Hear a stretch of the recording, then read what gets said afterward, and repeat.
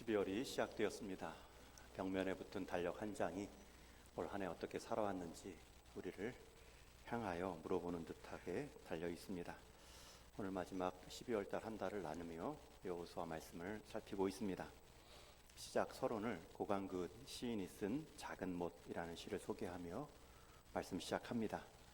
작은 못, 연장통에 누워있는 녹슬고 쓸모없던 작은 못 하나, 바로 세워 벽에 박았더니 내 키만한 거울을 든든하게 잡고 있네. 저렇게 작은 것들도 엄청난 힘이 있구나. 누군가 바로 세워주기만 하면.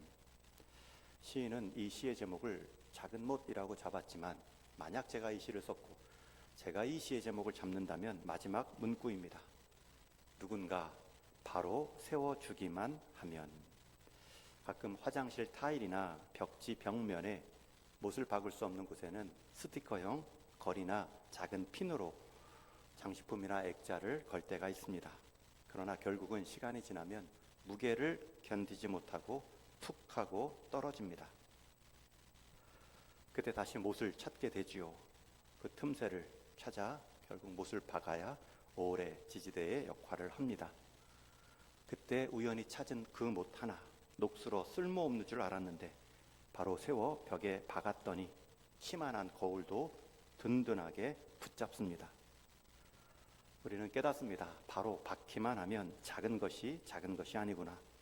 바로 쓰이기만 하면 작은 달란트도 작은 달란트가 아니구나. 바로 한 인생이 헌신만 하면 작은 인생이란 없구나. 오늘 본문에는 한 작은 민족이 누워있다가 녹슨 민족같이 존재감 없이 지내다가 하나님께 바로 세움받고 쓰임받는 이야기입니다. 오늘 말씀 전체 읽지는 않았지만 9장을 시작하는 1절을 보면 이 일 후에라는 표현이 나오죠. 여기서 말하는 이 일 후에의 이 일은 앞의 내용을 봤습니다. 앞에 8장 후반부에 보면 이스라엘이 아이성에게 패배한 후에 아간을 다시 잡아 그 죄에 합당한 처리를 한 후에 다시금 아이성에서 승리를 얻고요. 다시 한번 우리가 하나님 말씀을 지키겠습니다. 그 하나님 말씀 앞에 결단합니다. 에발산에서 모여 율법을 낭독하고 다짐합니다.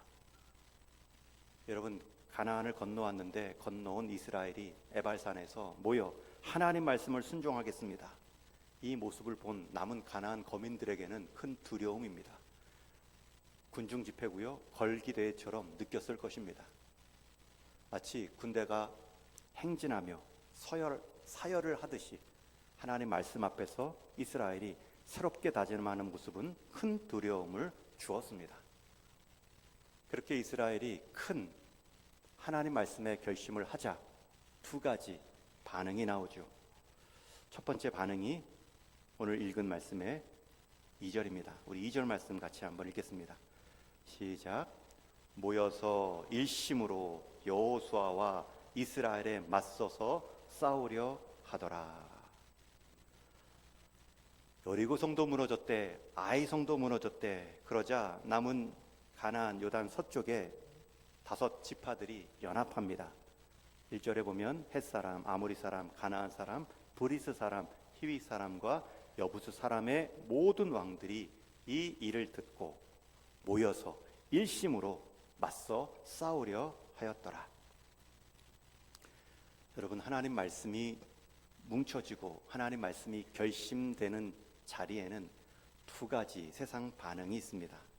이건 하나님 말씀을 가지고 살아가는 성도가 하나님 말씀 없는 세상에서 살아갈 때에 나오는 두 가지 반응과 같습니다. 여러분들이 하나님 말씀을 붙잡고 마치 에발산에서 내가 하나님 말씀대로 살겠습니다, 마치 신년 초에 하나님 말씀을 읽겠습니다 다짐하면 할수록 세상에서는 그 말씀대로 살지 못하도록 세상도 일심으로 연합하여 대항합니다. 9장 2절에 보면 모여서 일심으로 이스라엘에 맞서 싸우려 하더라. 가나안 전쟁의 성격은 지난주 나눈 것처럼 하나님의 승리를 순종으로 나의 승리로 삼는 것입니다. 가나안 전쟁의 병법은 하나님 말씀뿐입니다. 그런데 그 하나님 말씀에 대해 새롭게 에발산에서 결심하자 남은 가나안 족속들도 하나로 모여 대항합니다. 우리는 이 모습을 보고 깨닫습니다. 내가 하나님 말씀을 결심하면, 그 말씀 갖고 세상에 들어가면, 내가 그 말씀의 영적인 순종을 이어가면 세상 역시, 악한 권세 역시 더 일심으로 싸우려 모이는구나. 내가 말씀 앞에 지금 서 있다는 것은 영적으로 깨어 있다는 뜻인데, 그럴 때마다 세상에 그 말씀대로 살지 못하게 하는 불순종의 유혹들이 더 잘 보입니다. 하나님 말씀에 깨어있지 못하면 이게 유혹인지도 시험인지도 모르고 흘려 따라가죠. 그러나 하나님 말씀을 결심하면 불순종의 유혹들과 시험이 다 드러납니다. 세상의 도전들이 느껴지고 세상의 다양한 영적인 싸움들이 집결하는 것을 보게 됩니다. 오늘도 예배 잘 드리고 여러분 말씀과 기도의 자리 하루를 여는 첫 시작으로 했는데, 그날따라 유독히 불행한 일들이 한 줄로 정렬하여 차례로 다가올 때가 있죠. 하나님께 더 가까이 간 것 같은데 세상은 더 적대적으로 나를 찾아올 때가 있습니다.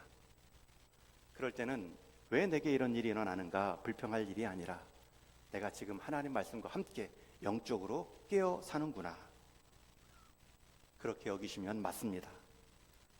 오히려 하나님 말씀 따라 산다 하면서도 단 한 번도 세상과 부딪힘이 없고 고민이 없고 갈등이 없는 신앙은 더 위험한 상태일 수 있습니다.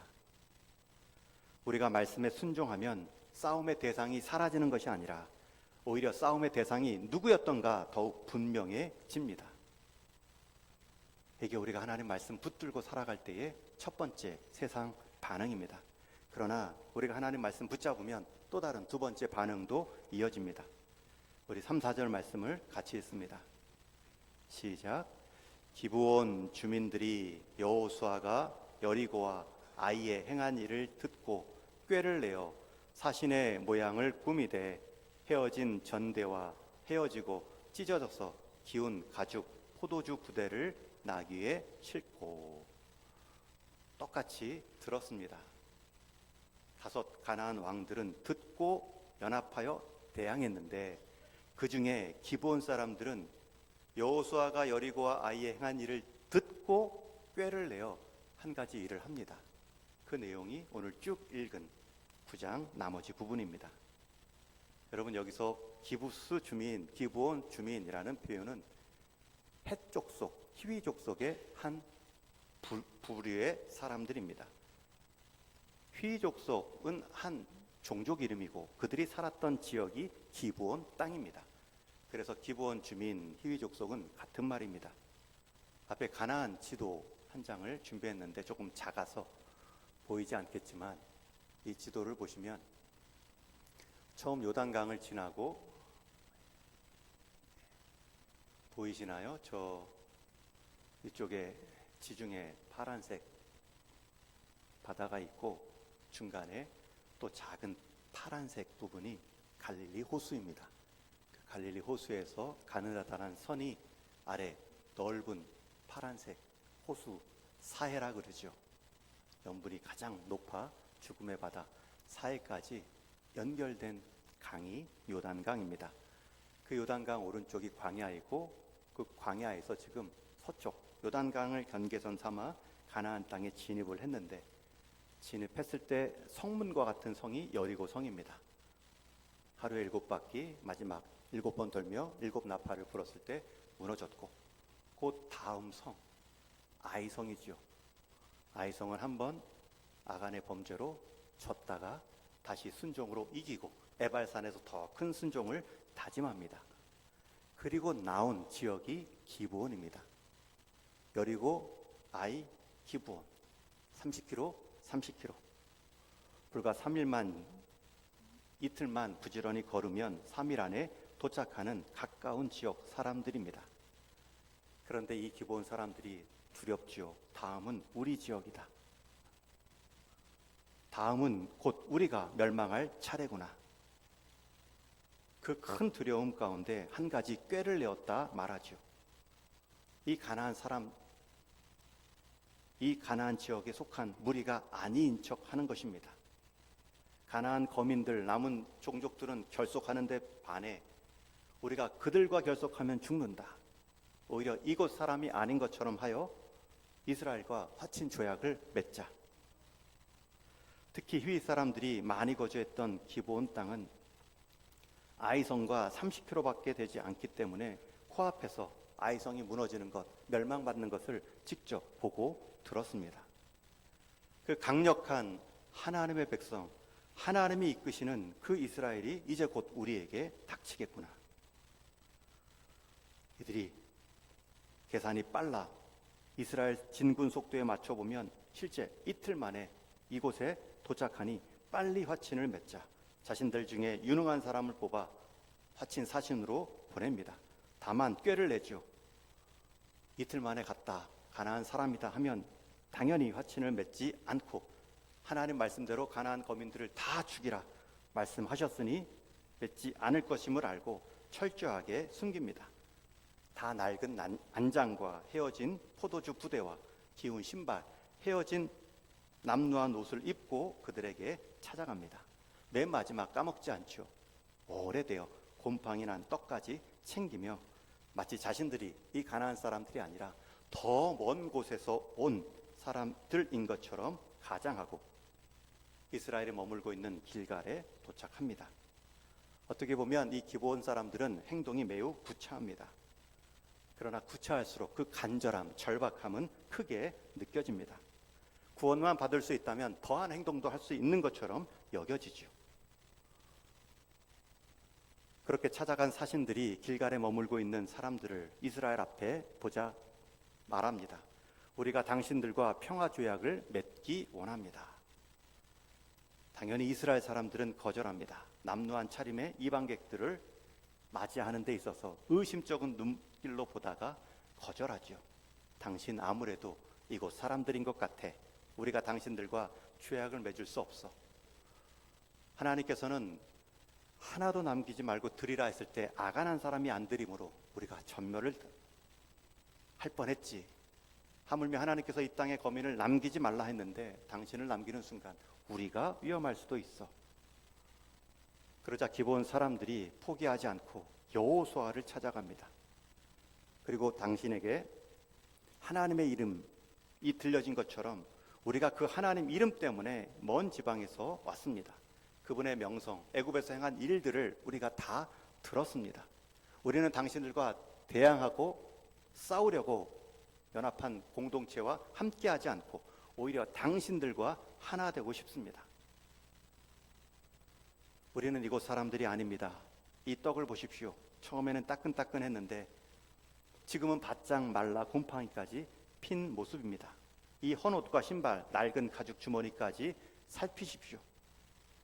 그런 긴 간절한 설득과 그러한 물증까지 보이자 여호수아와 족장들의 마음이 움직입니다. 그리고 나서 가져온 음식을 실제 살펴본 후에 화친의 약속을 맺죠. 너희만큼은 침략, 너희만큼은 죽이지 않겠다.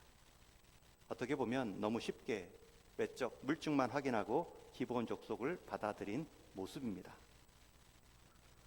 여호수아와 그 족장들이 살핀 결정적 근거는 하나님의 이름으로 왔습니다 라는 그들의 말과 그들의 남루한 행색이 전부입니다.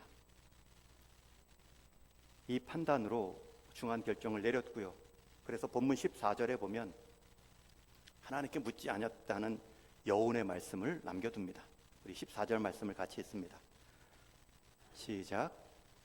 무리가 그들의 양식을 취하고는 어떻게 할지를 여호와께 묻지 아니하고. 그들의 양식, 곰팡이 핀 떡만을 보고 어떻게 할지를 하나님께 묻지 않고 갔습니다. 그리고 나서 그들을 한 팀으로 여기고 남은 가나안 땅으로 전진해 갑니다. 여러분, 그런데 가나안 땅 전진한 지 3일 만에 그들을 보냈던 기브온 성읍에 도착합니다. 기브온 사람들이 살고 있던 그 성읍에 단 3일 만에 그 사신들을 보냈던 사람들을 만나죠. 여러분, 그 상황이 얼마나 난감합니까? 거짓말하며 나온 사신들도 민망하지만 그들을 받아준 이스라엘 지도자들과 여호수아도 당혹스럽습니다. 행군했던 이스라엘 백성들은 왜 우리가 이 기본 성읍을 치지 못하느냐 족장들을 원망까지 합니다. 이스라엘 지도자들이 하나님께 묻지 아니한 일에 대한 마땅한 결과입니다. 단순한 인간적인 판단의 실수로 인해 여호수아와 족장은 백성의 원망을 사고 있습니다. 위협까지 받았겠지요. 두려움도 있었겠죠. 그럼에도 여호수아와 족장들은 기브온 사람과 한 약속을 파기하지 않습니다. 자기들이 듣고 있는 원망과 난처한 공허스러운 상황 때문에 하나님의 이름을 걸고 행한 그 약속을 파기하지 않습니다.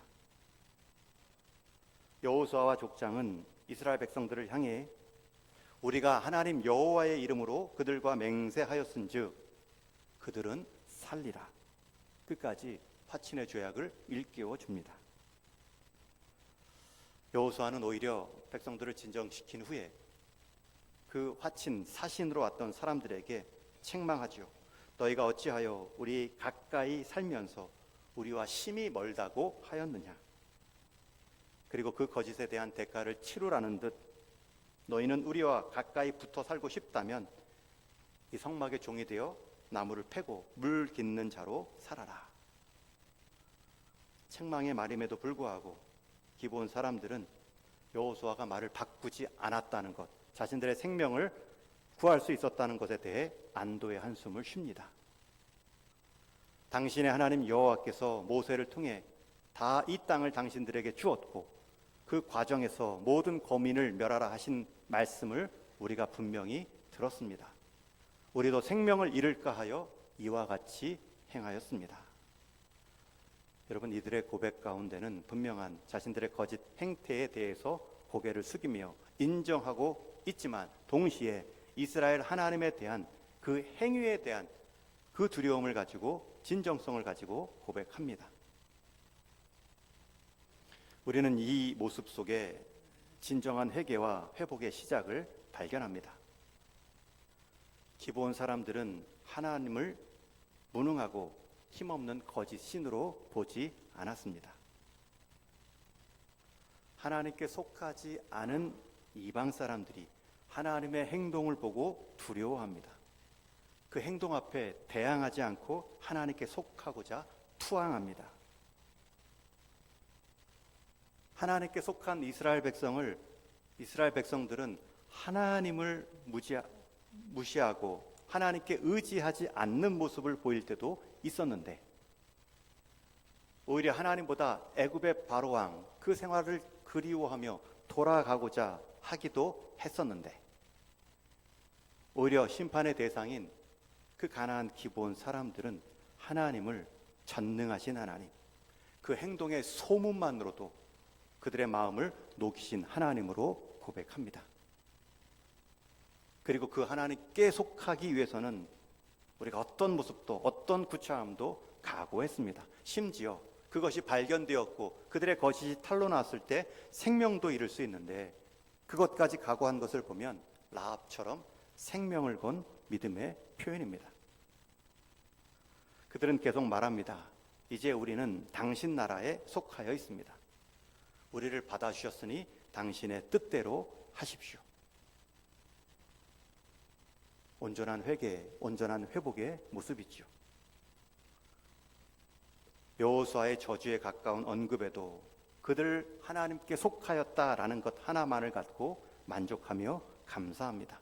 그 안에만 머물겠다 의지를 표현합니다. 그러한 고백 앞에 여호수아는 다시금 이스라엘 백성들이 기브온 사람들을 죽이지 못하도록 확인시켜 줍니다. 그들은 살리라. 하나님의 이름으로 맹세한 이 약속 때문에 그들은 살리라. 여러분, 지금까지 이 행동, 이 사건들을 보며 우리는 하나님의 행동이 얼마나 단호한지를 보여줍니다. 말씀하신 대로 반드시 지키시는 하나님, 그 하나님 때문에 가나안 거민 기브온 사람들은 두려워 떨었습니다. 그러나 그 하나님의 행동은 계속 이어지죠. 기브온 사람들은 자신들의 목숨을 위해 거짓말이라는 방법까지 동원하며 치열하게 매달렸을 때 그 두려운 하나님 앞에 비루할지라도 낮추며 나아왔을 때 하나님은 그들을 받으시죠. 하나님의 행동은 능력과 소문으로 두려움만 줄 뿐만 아니라 그 소문 가운데 나온 한 사람, 그 한 부족을 받으십니다. 여러분, 하나님의 행동은 능력만 보이시는 것이 아니라 한없이 능력 없는 자를 받아주시는 것도 하나님의 행동입니다. 그 방법이 거짓으로 합당치 못한 방법으로 나왔다 할지라도 하나님은 그들의 거짓을 지적하시기보다 그들의 불안하고 그들의 힘없는 모습을 긍휼히 여기시며 받으십니다. 여러분, 이게 하나님의 행동이고요, 여호수아에 나온 복음입니다. 하나님은 말씀대로 가나안 거민들을 치십니다. 왜요? 자기 백성을 끝까지 보호하시고 그 백성과 맺은 약속을 끝까지 이루시기 위해.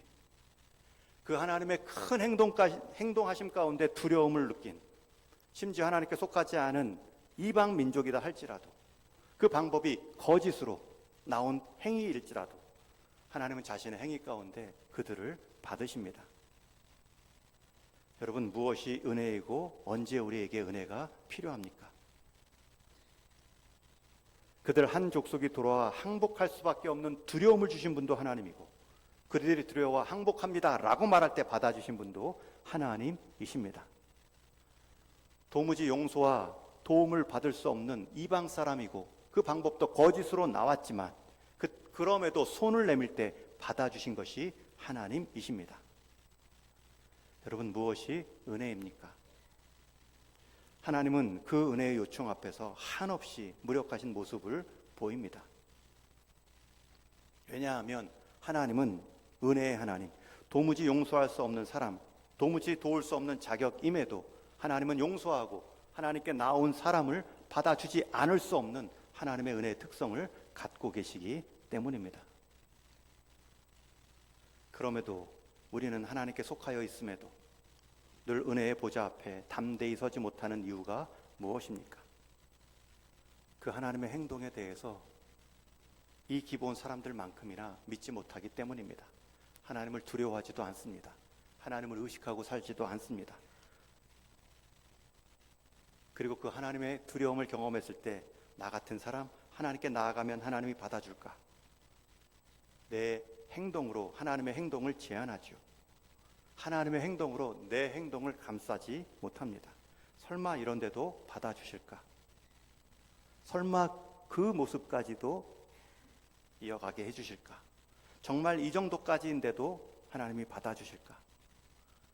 그런데 그 상황에서, 그 자격 없는 모습에서, 심지어 그것이 반복된 행위일지라도 받아주시는 것이 하나님의 은혜입니다. 우리는 뒤를 돌아볼 때에도 나 중심으로 돌아보기 때문에, 하나님의 행위보다 내 행위를 더 앞세우기 때문에 두렵게 하시는 하나님만 볼 뿐이지 나왔을 때 받아주시는 하나님의 행위를 믿지 못하기 때문에 은혜를 누리지 못합니다. 이 땅을 살아가는 우리가 끊임없이 은혜의 요청자로 남을 수 있는 것은 기본 사람들이 오늘 우리에게 보여주고 있습니다. 왜 여호수아는 이 9장 전체 내용을 별 볼 일 없던 녹슨 하나의 못 같은 한 민족 이야기를 다 들려주는데 쓰고 있을까요? 그 이전에 여호수아 5장에서는 더 별 볼 일 없던 한 이방 여인 기생 라합의 모습을 생중계하듯이 세세하게 기록하고 있을까요? 이 여호수아 전체가 하나님의 승리와 그것을 얻는 이스라엘의 순종을 보여주는 이야기인데 왜 그 중간중간에 돌아온 이방인들을 향한 하나님의 은혜를 기록하고 있을까요? 은혜의 역전이 있음을 보여주기 위함입니다. 이 하나님의 말씀은 곳곳에서 이 하나님의 은혜의 성품을 기록하고 있기 때문입니다. 그래서 마틴 루터 종교개혁가는 성경은 어디를 찔러도 그리스도의 피가 흘러넘친다 말하죠. 하나님의 권능으로 두렵게도 하지만 하나님의 참된 권능은 그 두려운 자를 품어주시는 구원의 행동입니다. 하나님의 권능의 소리 앞에 겸손히 나온 자는 반드시 하나님의 구원의 권능으로 참여시켜 주신다. 그 은혜의 빛됨을 보여주시기 위해 하나님은 이 기본 사람들을 들어 사용하여 구원의 벽에 박으셨습니다. 이제 우리가 다시 이 은혜 앞에 섰습니다. 은혜의 선택은 하루하루 우리의 삶을 새롭게 다짐할 수 있는 힘이 됩니다. 내 지나온 과거의 삶, 그것을 바라보는 두 가지 시선이 있습니다. 한 사람은 과거가 감옥입니다. 미래를 묶어놓습니다. 과거의 사건과 환경에 사로잡혀 매일의 삶 가운데 불평과 아쉬움으로 끌려 다닙니다. 그때 그렇게 했다면, 그때 다른 사람을 만났다면, 다른 결정을 했다면. 그러나 또 다른 과거의 해석이 있습니다. 과거를 단절하고 새로운 미래를 열어갈 수 있는 기회로 삼을 수도 있습니다. 여러분, 그 가늠선이 무엇입니까?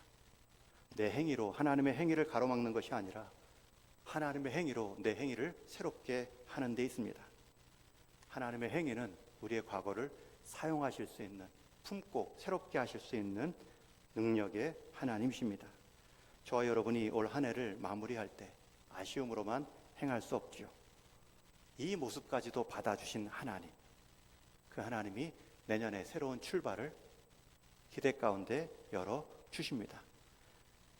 이제 말씀을 정리합니다. 여호수아서 9장은 전쟁으로 긴박했던 가나안 정복기 한복판에 매우 낯선 이야기로 등장합니다.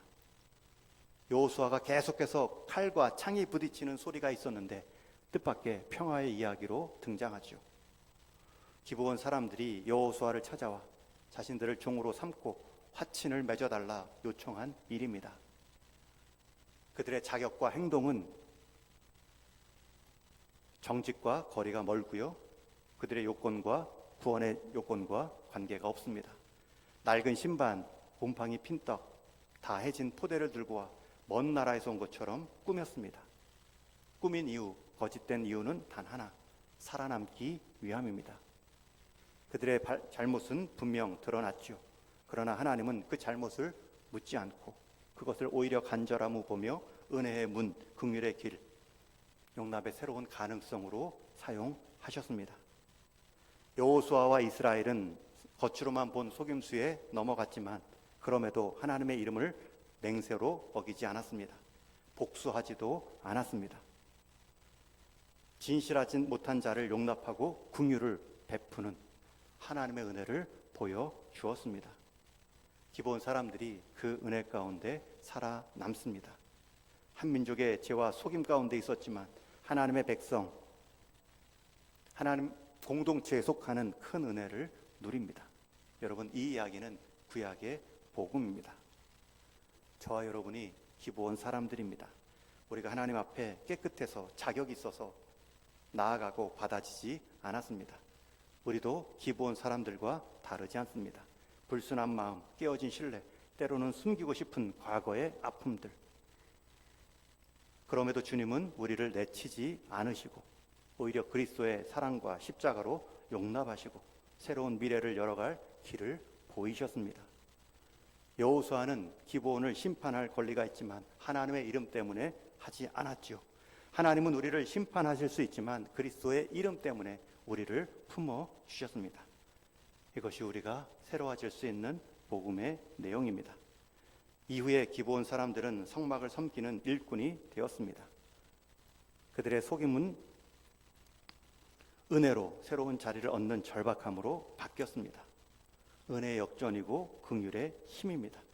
저와 여러분의 삶이 과거가 과거의 실패로만 끝나지 않습니다. 어떻게 할 때요? 하나님의 행동하심을 믿을 때, 두려움뿐만 아니라 구원하시는 하나님의 행동의 은혜를 받으실 때, 연장통 안에 누워있는 녹슬고 쓸모없던 작은 못 하나, 그것이 우리의 모습입니다. 그러나 바로 세워 그리스도의 사랑으로 하나님의 벽, 하나님의 공동체에 박혔습니다. 그랬더니 내 키만한 거울도 든든하게 잡고 붙들 수 있는 사명자의 삶이 시작되었습니다. 그러면서 세상은 봅니다. 저렇게 작은 것들도 엄청난 힘이 있구나. 누군가 바로 세워주기만 하면. 누군가가 아닙니다. 전능하신 하나님께서 저와 여러분을 바로 잡아 세워주셨습니다. 오늘도 우리를 향해 그 구원의 새로운 문을 활짝 열어 놓으셨습니다. 기브온 사람 이상의 은혜를 받은 자로서 기브온 사람 이상으로 세상 가운데 작은 못 하나가 하나님의 사랑을 받아 세상에 박혔더니 내 키만한 거울을 든든하게 잡고 있네. 저런 작은 것들도 엄청난 힘이 있구나. 하나님이 바로 세워주기만 하면.